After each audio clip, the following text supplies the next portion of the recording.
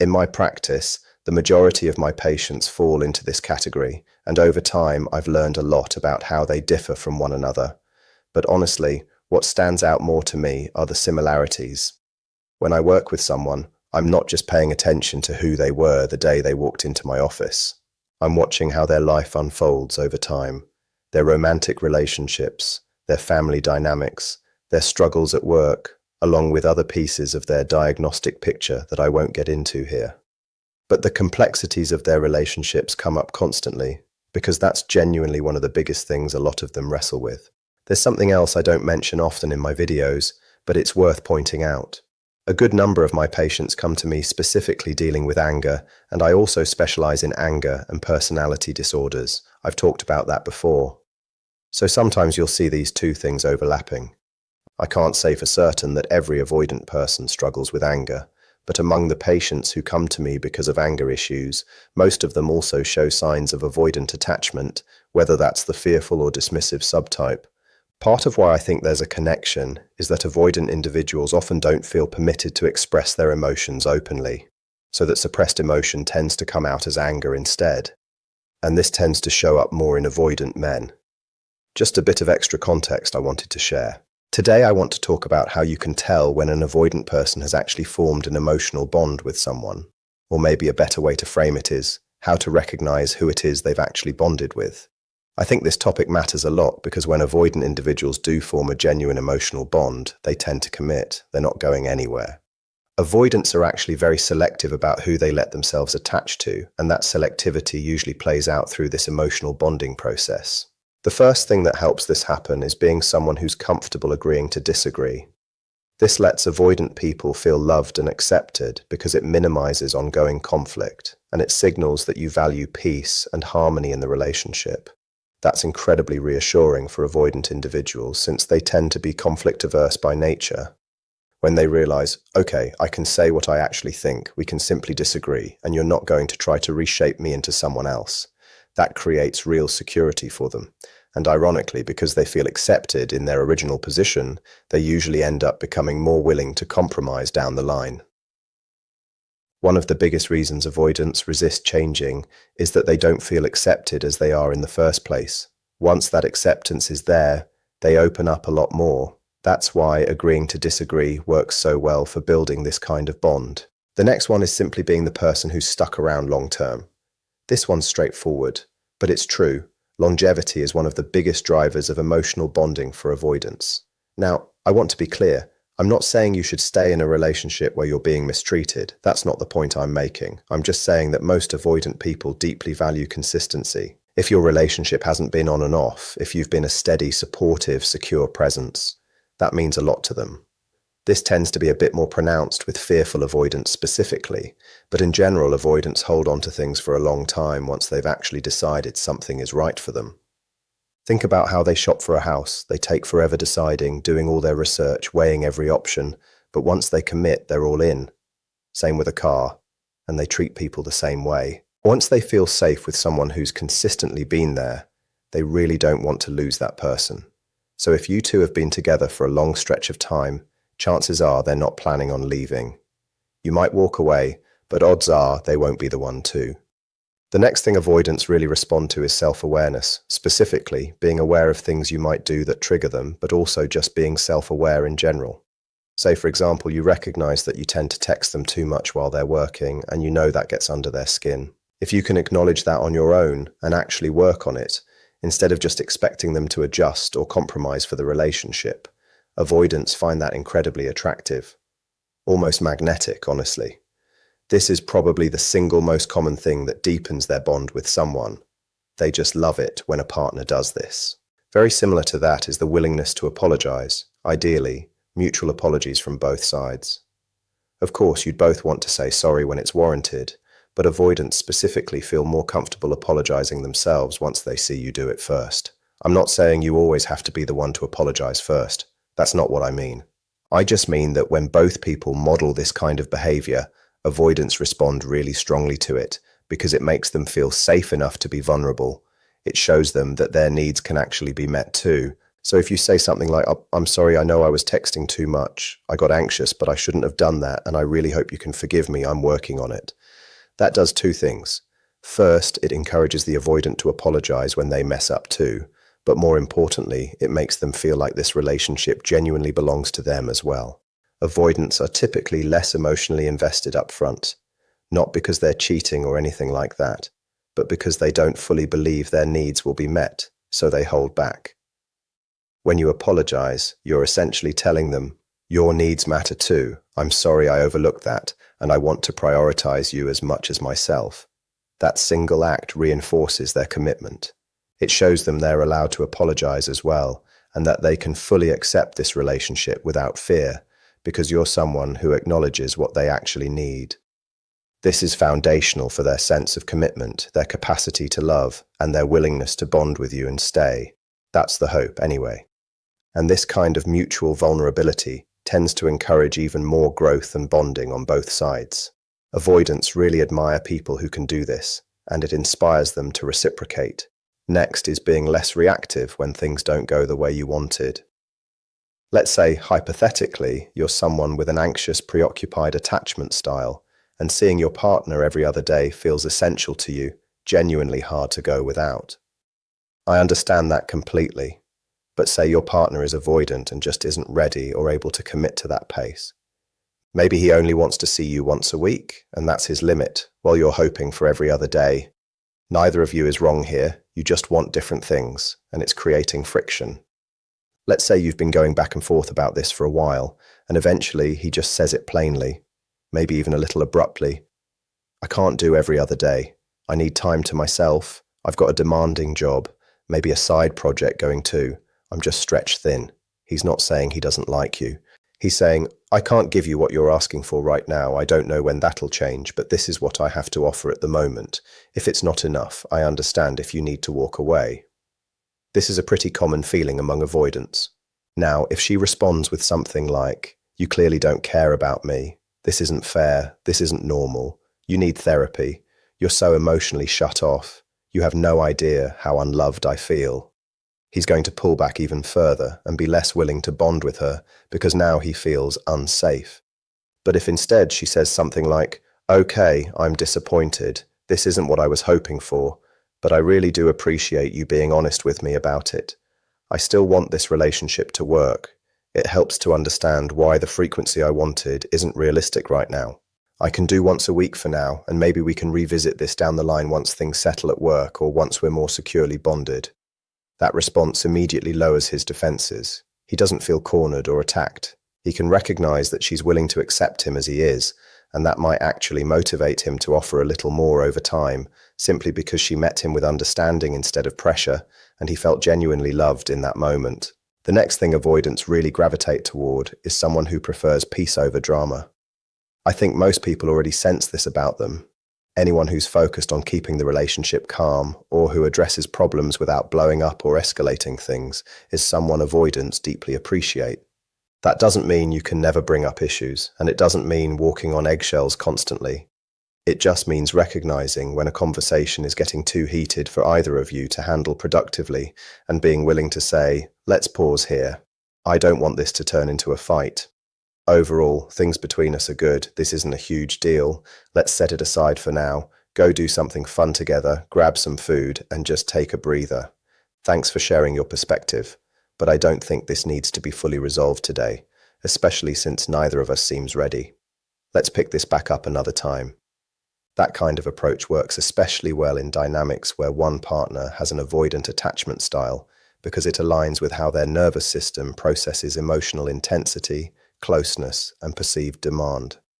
Avoidant individuals are not lacking emotion, but they are often highly sensitive to feeling engulfed, pressured, or trapped in prolonged emotional exposure. When conversations become too intense, too fast, or too continuous without relief, their internal system tends to shift into protective distancing. It is less about rejection of the partner and more about self-regulation through space. So when you introduce a rhythm of stepping back at the right moment, it changes the entire emotional architecture of the interaction. Instead of forcing resolution in a single emotional wave, you allow the conversation to breathe. The key threshold is that moment when dialogue stops feeling like collaborative understanding and starts feeling like pressure to perform emotional depth on demand. For avoidant partners, that is usually the point where their system begins to shut down or withdraw. Recognizing that threshold is not about avoiding difficult conversations, but about pacing them in a way that keeps both connection and regulation intact. When you consciously step back at that point, it interrupts the escalation cycle. You're essentially telling the nervous system, through behavior rather than words, that emotional intensity does not equal danger, and that closeness does not mean loss of autonomy. This is where something subtle but powerful happens. The avoidant partner does not feel chased or cornered, so they do not need to retreat further to regain balance. Instead, they remain within relational proximity, even while processing internally. Then comes the second part of the pattern, which is often underestimated. Doing something enjoyable together after stepping back from intensity creates a form of emotional reset.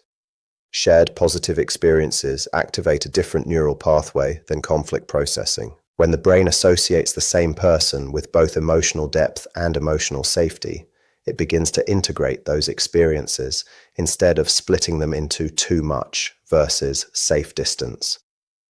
This integration is where emotional bonding becomes more stable over time. For avoidant attachment patterns, this is particularly significant because their internal model of relationships often separates intimacy and independence into opposing forces. Intimacy feels like closeness that demands surrender of self, while independence feels like safety but also emotional distance. By alternating between meaningful conversation and light shared activity, you are essentially demonstrating that both can coexist without threat. This reduces the unconscious need to escape after vulnerability. Revisiting the issue later is equally important. It communicates that emotional conversations are not traps with no exit, nor are they conflicts that must be resolved under pressure. Instead, they become ongoing dialogues that can pause and resume without emotional rupture. This is a major shift for someone with avoidant tendencies because it dismantles the idea that emotional engagement is infinite and consuming. Over time, this rhythm builds what can be called emotional tolerance. The avoidant partner becomes more capable of staying present in conversations that previously would have felt overwhelming, not because they are being pushed, but because their system learns through repetition that intensity is followed by relief, not escalation. That predictability is what creates trust at a nervous system level. There is also an important relational effect that happens on the other side. The partner applying this approach is no longer operating from urgency or emotional overextension. They are not trying to extract resolution in real time or chase immediate clarity.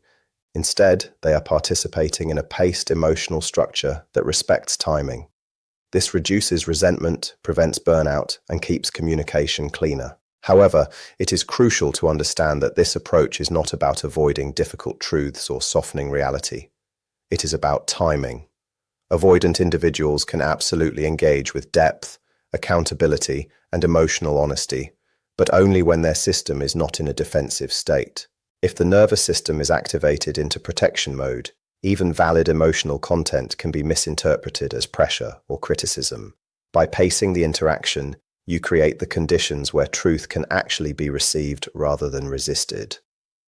In healthy application, this creates a relationship dynamic that feels less like confrontation and more like rhythm. Conversations are not battles to be won in one sitting, but processes that unfold over time. Emotional closeness is not measured by how long intensity is sustained, but by how safely both people can move in and out of depth without rupture.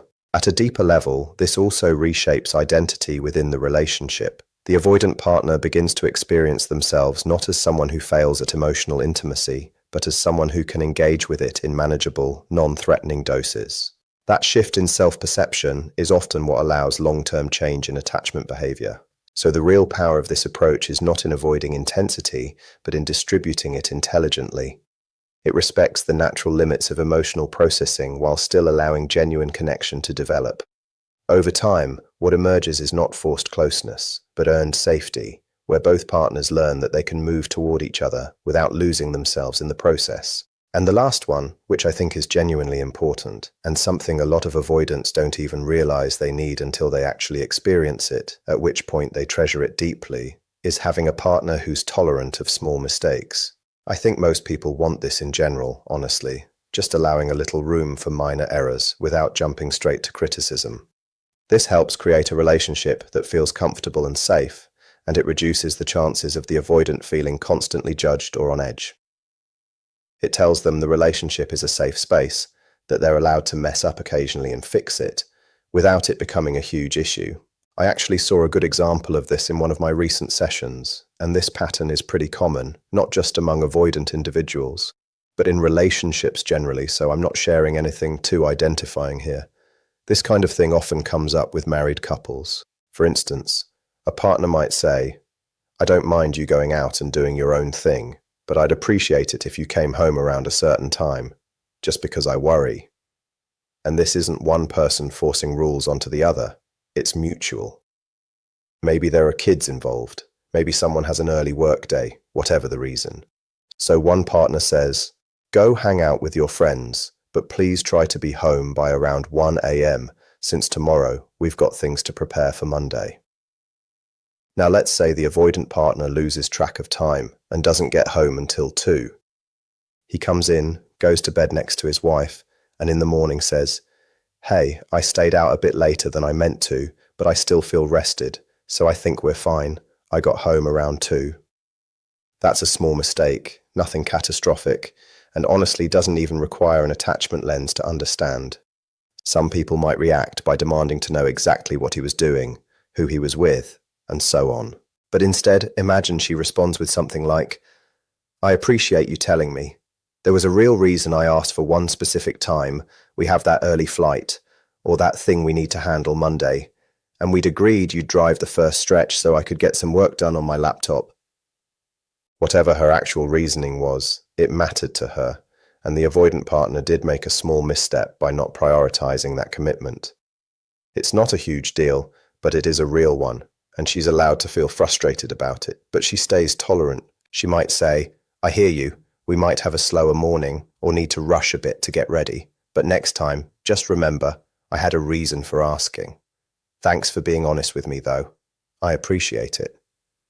She's tolerant, but she's not pretending it didn't matter at all. She's still holding on to her own perspective while extending grace. That combination is probably the most important part of this whole dynamic. Avoidant individuals bond with people who can stay authentically themselves. You're absolutely allowed to be upset. This isn't about walking on eggshells. It's just important to understand that tolerating small mistakes doesn't mean you can't bring them up. It just means you're not reprimanding the person over them. So, to recap, agreeing to disagree, being someone who sticks around for the long haul, practicing self-awareness, being willing to apologize, staying non-reactive, valuing peace over conflict, and being tolerant of small mistakes. If you're already practicing these patterns in your relationship, or you're simply becoming more aware of how emotional connection actually works beneath the surface, then you're already ahead of most couples who are still reacting rather than consciously building. The truth is, strong relationships are not created by chance, chemistry, or timing alone. They are built through repeated emotional experiences that teach both partners how safe, understood, and valued they feel in each other's presence. When you begin to integrate these kinds of behaviors into your relationship, something subtle but powerful starts to shift. Conversations stop feeling like battles that need to be won, and instead become shared spaces where understanding can unfold at a natural pace. You are no longer trying to force immediate resolution or extract emotional clarity in one intense moment. Instead, you are allowing emotional processing to happen in layers, which is how the human mind actually works when it is not under stress. This is where emotional bonding becomes significantly stronger. The brain does not bond deeply through intensity alone. It bonds through consistency, predictability, and emotional safety over time. When your partner experiences that they can express themselves without being overwhelmed, judged, or rushed, their nervous system begins to associate you with regulation rather than pressure. That association is what creates long-term emotional attachment. In many relationships, what weakens connection is not a lack of love, but a lack of pacing. People often try to resolve everything in one conversation, especially when emotions are high. But high emotional intensity reduces cognitive clarity. That means the more emotionally charged a conversation becomes, the less effectively both people can actually understand each other. By stepping back when the emotional threshold is reached, you are not avoiding the issue. You are preserving the quality of understanding that will be possible when both minds are calmer. Then when you return to the conversation later, something interesting happens. The issue no longer feels like a threat to the relationship. It becomes something that can be explored rather than defended against. This is especially important in long-term partnerships and marriages, where unresolved tension does not disappear but accumulates in the background. Creating space between emotional processing allows those tensions to soften rather than harden. Another powerful layer of this approach is how it changes the emotional identity of the relationship itself. Instead of being a space where conflict escalates quickly, it becomes a space where emotional regulation is shared. Both partners begin to learn that they can pause, reflect, and return without fear of abandonment or punishment. That sense of continuity is what allows deeper emotional intimacy to form without overwhelming either person. At the same time, shared positive experiences play an equally important role. When you step back from intensity and engage in something light, enjoyable, or grounding together, you are not ignoring the emotional depth, you are balancing it. Human bonding systems are highly sensitive to contrast. Moments of emotional depth followed by moments of ease create a rhythm that the brain registers as safe and sustainable connection. Over time, this rhythm becomes familiar. Your partner begins to trust not only your presence during meaningful conversations, but also your ability to bring the relationship back into emotional balance. That trust is not built through words alone. It is built through repeated lived experiences where emotional intensity does not lead to disconnection, but instead flows naturally back into connection. In marriages and long-term relationships, this becomes even more important because familiarity can sometimes lead to emotional neglect or reactive communication patterns. People stop listening to understand and start listening to respond. They begin to assume rather than explore. But when you intentionally maintain emotional pacing and revisit conversations with calmness, you interrupt that pattern. You bring awareness back into the relationship. It also helps prevent emotional exhaustion. Constant high-intensity communication drains emotional resources, even in loving relationships. When both partners feel drained, patience decreases and misunderstandings increase. By introducing pauses, you are actually protecting the emotional energy that keeps the relationship healthy. You are ensuring that connection does not turn into burnout. There is also a deeper psychological layer at play. When a partner feels that they are not being forced to respond immediately or fix everything in the moment, they begin to feel more emotionally autonomous within the relationship. That autonomy is essential because it prevents emotional dependency from turning into pressure. Healthy attachment is not about constant closeness. It is about secure access. The understanding that connection is always available, even when it is not always active. As this pattern continues, emotional trust grows in a very stable way. Your partner starts to associate you with emotional safety, patience, and clarity, rather than urgency or emotional escalation. This changes the entire foundation of communication. Even difficult conversations become easier to navigate because they are no longer feared as breakdown points. And if you are the one consciously applying these principles, you will also notice a change within yourself. You become less reactive, more grounded, and more capable of holding emotional complexity without rushing to resolve it. That internal shift is just as important as the relational one, because the quality of your relationship will always reflect the quality of emotional regulation you bring into it.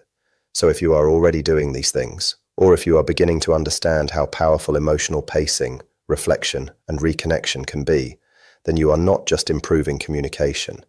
You are actively reshaping the emotional structure of your relationship into something more stable, more conscious, and more resilient over time. These are not small adjustments. They are foundational skills that influence how love is experienced on a daily basis. And the more consistently they are practiced, the more natural emotional closeness becomes without pressure or confusion. In the end, relationships do not thrive because everything is perfect. They thrive because both people learn how to repair, reconnect, and understand each other in ways that feel safe and sustainable. That is what creates depth. That is what creates longevity. And that is what turns emotional connection into something that continues to grow rather than slowly break under pressure.